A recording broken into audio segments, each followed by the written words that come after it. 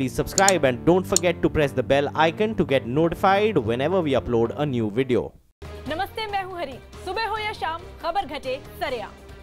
दिल्ली के शकूरपुर में एक सिलेंडर में आग लगने के बाद हुए जोरदार धमाके से इलाके में दहशत फैल गई। छत्तीसगढ़ के महासमुंद में पुलिस कार्रवाई के खिलाफ थाने में धरना देने पहुंचे विधायक और उनके समर्थकों पर लाठीचार्ज किया गया और असम के हैलाकांडी में आई बाढ़ से बेघर हुए लाखों लोगों ने रेलवे स्टेशन और हाईवे के किनारे डेरा डाला।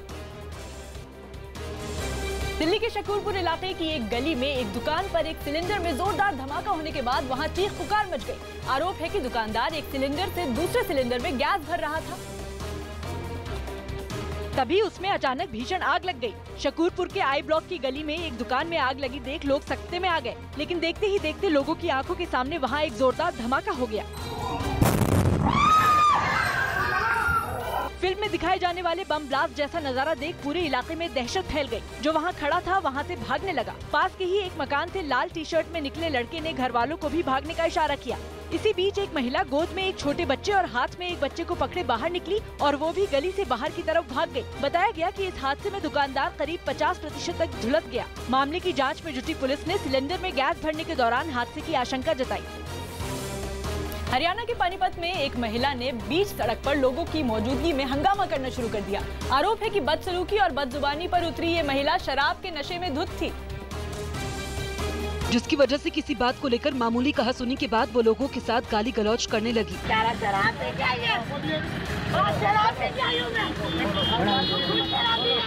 इस बीच हंगामा कर रही महिला को उसके पति ने गाड़ी में बैठाने की कोशिश की। इस दौरान भी महिला लोगों को गाली देती रही। कुछ देर बाद महिला का पति भी बदजुबानी पर उतर आया, जिसके बाद लोगों का गुस्सा उस पर फूट पड़ा।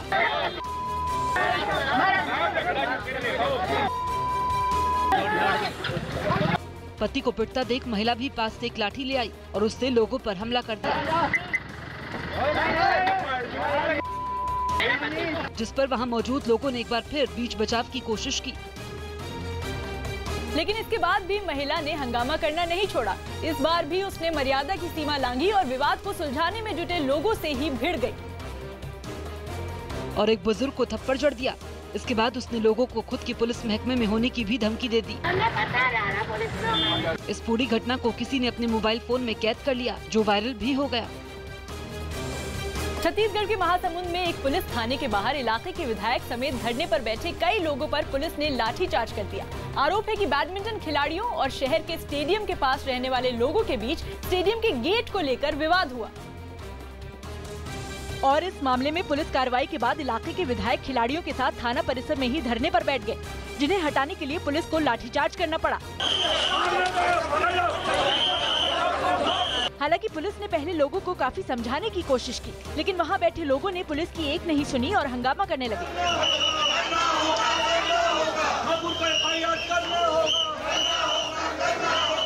पुलिस ने एक बार फिर सख्ती से धरने पर बैठे सभी लोगों को वहां से हटने की हिदायत दी। इसके बावजूद जब धरने पर बैठे लोग नहीं हटे तो पुलिस ने उन्हें जबरदस्ती खदेड़ना शुरू कर दिया। वहां मौजूद कुछ महिलाएं जमीन पर बैठी बैडमिंटन खिलाड़ियों को जबरदस्ती उठाने की कोशिश करने लगी और दोनों के बीच झगड़ा शुरू हो गया। एक बैडमिंटन खिलाड़ी को दो महिलाएं जबरदस्ती वहां से उठाकर ले जाती हुई दिखाई दी, जिसे देख वहां मौजूद दूसरी खिलाड़ी जोर से चिल्लाने लगी और उसने एक महिला पर हमला कर दिया।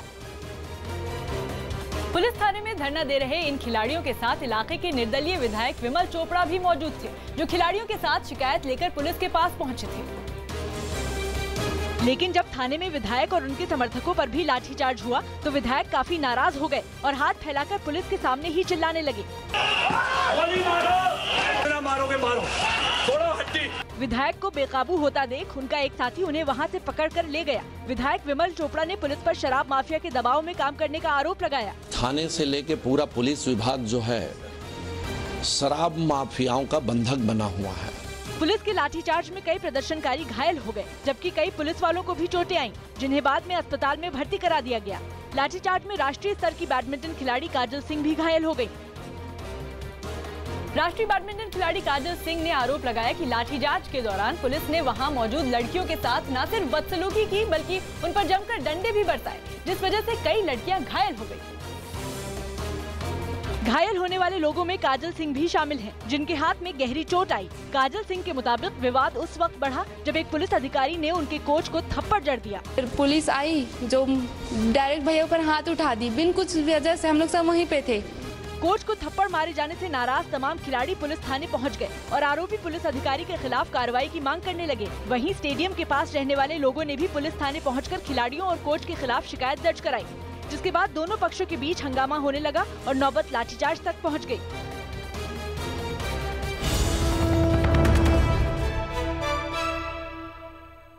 इस बीच एक बड़ी खबर आ रही है। मुख्य आर्थिक सलाहकार अरविंद सुब्रमण्यम ने इस्तीफा दे दिया है। अरविंद ने इसके पीछे निजी वजह बताई है। अरविंद सुब्रमण्यम 2014 में उन्होंने पद संभाला था और अपने कार्यकाल को संतोषजनक बताया। अमिताभ सिन्हा हमारे सहयोगी इस वक्त जुड़ चुके हैं। अमिताभ, इसका कहीं ना कहीं झलक अरुण जेटली के फेसबुक पोस्ट में साफ तौर पर नजर आ रही थी और उन्होंने लिखा था कि उनके पास ऑप्शन अब कोई नहीं है। बिल्कुल, ये बहुत ही अरविंद सुब्रमण्यम को बहुत सोच विचार कर यहाँ नियुक्त किया गया था और उन्हें अमेरिका से बुलाया भी गया था। और आपको मैं बता दूं, तब वो बड़ी हैंडसम अपनी पे और सैलरी को छोड़कर भारत सरकार के लिए काम करने आए थे, देश की सेवा के लिए आए थे। तो जाहिर तौर पर वित्त मंत्री अरुण जेटली उनकी तारीफ कर रहे हैं। काफी उनके साथ पिछले 4 सालों से काम किया है और जो अर्थव्यवस्था में जो तमाम बदलाव नजर आ रहे हैं, सब में कहीं ना कहीं उनकी भी देन जरूर है। तो ऐसे में जब वो ऐसा कह के जा रहे हैं कि अपने निजी कारणों से छोड़ रहे हैं, अपने परिवार को समय देना चाहते हैं, रिसर्च को, ऐसे में सरकार ने भी उनको छोड़ना बेहतर समझा है और ये भी साफ कर दिया है कि वो भारत सरकार के लिए एक एसेट है। बिल्कुल, नजर बनाए रखिए। उत्तराखंड के ऋषिकेश में रात के अंधेरे में एक तेज रफ्तार ट्रक डिवाइडर तोड़कर सड़क के दूसरी तरफ कुछ गाड़ियों से टकराकर पलट गया। हादसे का वीडियो वहां लगे एक सीसीटीवी कैमरे में रिकॉर्ड हो गया, जिसमें साफ दिखा कि तेज रफ्तार से आ रहा ट्रक सड़क किनारे खड़ी एक बाइक से टकराया और फिर एक चौराहे से ठीक पहले अचानक से सड़क के दूसरी ओर मुड़ गया और तेजी से डिवाइडर तोड़ते हुए वहां खड़ी कई गाड़ियों को टक्कर मार दी और वहीं पलट गया। ट्रक को अचानक अपनी तरफ आता देख वहां गाड़ी के इंतजार में खड़े लोगों में अफरा तफरी मच गई और बेकाबू ट्रक से बचने के लिए लोग इधर उधर भागने लगे, लेकिन कुछ लोग ट्रक के नीचे दब गए। इस हादसे के बाद वहाँ से गुजर रहे वाहन भी दूर हट गए। पुलिस ने जानकारी दी कि हिरासत में लिए गए ट्रक ड्राइवर के नशे में होने की वजह से ये हादसा हुआ। इस हादसे में 2 लोग गंभीर रूप से घायल हो गए। रोमानिया के जुदेश में तेज रफ्तार में चौराहा पार कर रहा बाइक सवार एक ट्रक से टकरा गया। ट्रक के साथ इस जोरदार टक्कर का वीडियो वहां लगे एक सीसीटीवी कैमरे में रिकॉर्ड हो गया, जिसमें चौराहे से गुजर रहे एक ट्रक से बाइक सवार टकराते हुए साफ दिखा। हादसे से पहले सुनसान चौराहे से एक खराब ट्रक गुजर रहा था, तभी दाईं ओर की सड़क से एक बाइक सवार रफ्तार में आया और उस ट्रक से जा भिड़ा। ट्रक से टकराते ही बाइक सवार उछलकर सड़क पर गिर पड़ा। हादसे के बाद ट्रक भी रुक गया और उसका ड्राइवर नीचे उतरा। इसी बीच वहां एक कार आकर रुकी और कुछ लोग भी मदद के लिए पहुंच गए। इस हादसे में बाइक सवार का पैर टूट गया। मुंबई में 1 करोड़ से ज्यादा की लूट मामले में 8 आरोपी गिरफ्तार। मुंबई पुलिस ने 1 करोड़ से ज्यादा की लूट की कई वारदात को अंजाम देने के इल्जाम में 8 आरोपियों को गिरफ्तार कर लिया। यूपी के गाजियाबाद में एक लड़की को अगवा कर मदरसे में रेप करने के आरोप में दिल्ली पुलिस ने कड़कड़ डूमा की अदालत में चार्जशीट दाखिल कर दी। यूपी के हापुड़ में तेज रफ्तार एक बेकाबू कार के सड़क किनारे खड़े ट्रक में टकराने से 5 लोगों की मौत हो गई। तमिलनाडु की रहने वाली अनुकृति वास ने मिस इंडिया 2018 का खिताब अपने नाम कर लिया, जबकि हरियाणा की Meenakshi Chaudhary first runner up रही। जम्मू कश्मीर के गांदरबल में कश्मीरी पंडितों के वार्षिक त्योहार खीर भवानी मेले में बड़ी संख्या में श्रद्धालु उमड़े। बिहार के सीतापुर में वन विभाग की टीम ने काफी मशक्कत के बाद एक तेंदुए को पकड़ लिया। मुंबई के पास ठाणे जिले के कल्याण रेलवे स्टेशन पर एक आदमी ने बेंच पर बैठे आरपीएफ यानी रेलवे प्रोटेक्शन फोर्स के एक जवान को थप्पड़ जड़ दिया। आरोप है कि आरपीएफ का जवान बेंच पर बगल में बैठी एक महिला को गलत तरीके से छू रहा था, लेकिन वो इस बात से बेखबर था कि उसकी ये हरकत प्लेटफॉर्म पर मौजूद एक आदमी अपने मोबाइल कैमरे से रिकॉर्ड कर रहा था। आरपीएफ जवान के बगल में बैठा एक आदमी भी उसकी इस हरकत को देख रहा था, लेकिन महिला की खामोशी की वजह से पहले तो किसी ने विरोध नहीं किया, लेकिन काफी देर हो जाने के बाद आसपास मौजूद लोगों ने उसके खिलाफ आवाज उठाई। अरे मारो ना, मारो उसको, मारो उसको, मारो। इसके बाद बगल में बैठे आदमी ने उठकर पुलिस वाले को कई थप्पड़ जड़ दिए, जिसके बाद प्लेटफॉर्म पर लोगों की भीड़ जुट गई। आसपास मौजूद लोग भी छेड़छाड़ के आरोपी जवान को पकड़कर पीटने की कोशिश करने लगे, लेकिन इसके बावजूद वो अपना रौब दिखाकर वहां मौजूद लोगों को धमकाने की कोशिश करने लगा। वीडियो बना इसकी। वीडियो बना रहे आदमी ने इस बीच छेड़छाड़ का शिकार हुई महिला को भी आरपीएफ जवान की हरकत का विरोध करने की नसीहत दी। तुम्हारे को मारने नहीं आता है क्या? 2 घंटे से वीडियो बना रहा है, ऐसा हाथ फेर रहा है। जिसके बाद एक महिला आरपीएफ जवान को पकड़कर मारने की कोशिश करती हुई दिखी, पर वो भागने में कामयाब हो गया, लेकिन उसकी करतूत का वीडियो वायरल हो गया। आरोपी जवान की पहचान जहांगीर के तौर पर की गई, जो कि कल्याण रेलवे स्टेशन पर ही तैनात था। इस घटना के बाद उसे निलंबित कर दिया गया। कर्नाटक के चिकमगलुरु में एक सड़क के किनारे पेट्रोल से भरे टैंकर से आग की ऊंची लपटें निकलने के साथ ही आसमान में काले धुएं का गुबार छा गया। बताया गया कि पेट्रोल से भरा ये टैंकर बेकाबू होकर सड़क किनारे पलट गया, जिस वजह से उसमें भीषण आग लग गई, जिसने आसपास के 5 घरों को भी अपनी चपेट में ले लिया। आग के गोले में तब्दील टैंकर को देख पूरे इलाके में हड़कंप मच गया। आनन फानन में इलाके के लोगों ने आग बुझाने की कोशिश की, लेकिन आग और भड़क गई। इसके बाद फायर ब्रिगेड को आग लगने की सूचना दी गई। मौके पर पहुंचते ही फायर ब्रिगेड की टीम ने मोर्चा संभाल लिया। फायर ब्रिगेड की 5 गाड़ियों ने मिलकर कई घंटों की कड़ी मशक्कत के बाद आग पर काबू पाया। इस हादसे में 2 लोग गंभीर रूप से घायल हो गए।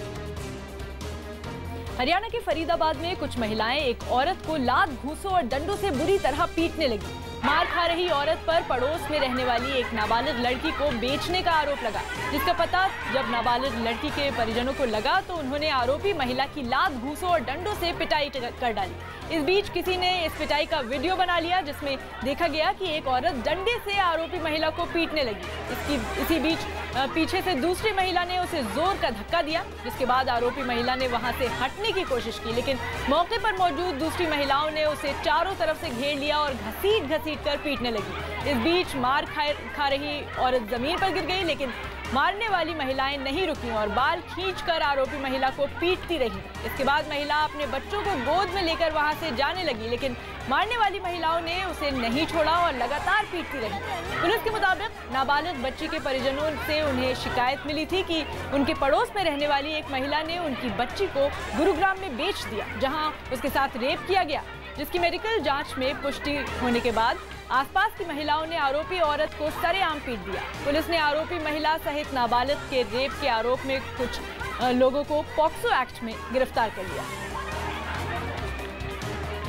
जो पीड़िता की मदर है, पीड़िता की मां है नाबालिग लड़की की, उन्होंने शिकायत दी थी कि पड़ोस में रहने वाली एक लेडी ने मेरी बच्ची को बेच दिया है और जो लोग उसमें इन्वॉल्व थे और उसके बाद रेप की घटना उस लड़की के साथ हुई है, तो उन सब की कंप्लेंट हमें लिखित मिली थी। उसके ऊपर कार्रवाई करते हुए सबको गिरफ्तार करके अदालत पेश किया। जम्मू कश्मीर के त्राल में एक मकान के अंदर छिपे आतंकियों की घेराबंदी के दौरान कुछ लोग सुरक्षा बल पर ही पथराव करने लगे। सुरक्षा बल को इस मकान में 3 आतंकियों के छिपे होने की जानकारी मिली थी, जिसके बाद जवानों ने पूरे इलाके को घेर लिया, लेकिन इसी बीच कुछ लोग सुरक्षा बल पर पथराव करने लगे। पत्थर फेंक रहे लोगों को खदेड़ने के लिए सुरक्षा बल ने भी आंसू गैस के गोले दागे। इसके बाद पत्थरबाजों ने सड़क पर बड़े बड़े पत्थर रखकर जवानों को आतंकियों तक पहुंचने से रोकने की कोशिश की। हालांकि पत्थरबाजी कर रहे लोगों को खदेड़ते हुए जवानों ने उस मकान पर हमला बोल दिया, जिसमें आतंकियों के छिपे होने की जानकारी मिली थी। लेकिन मकान के अंदर छिपे आतंकियों ने भी चारों तरफ खड़े जवानों पर फायरिंग कर दी, जिस पर पहले से सतर्क सुरक्षा बल ने बिना वक्त गंवाए मुंहतोड़ जवाब देना शुरू कर दिया और फायरिंग की वजह से वहां धुआं भी उठ गया। सुरक्षा बल की कार्रवाई में जैश-ए-मोहम्मद के आतंकी आदिल, दानिश और कासिम मारे गए, जिनमें आतंकवादी कासिम पाकिस्तान का रहने वाला था। आतंकियों और सुरक्षा बल के बीच मुठभेड़ खत्म होने के बाद जम्मू कश्मीर के डीजीपी एसपी वैद्य ने ट्विटर पर लिखा कि गोलीबारी खत्म हो गई, मुठभेड़ में मारे गए 3 आतंकवादियों के शव बरामद कर लिए गए। ऑपरेशन कामयाब रहा। सेना, सीआरपीएफ और जम्मू कश्मीर पुलिस का शानदार काम।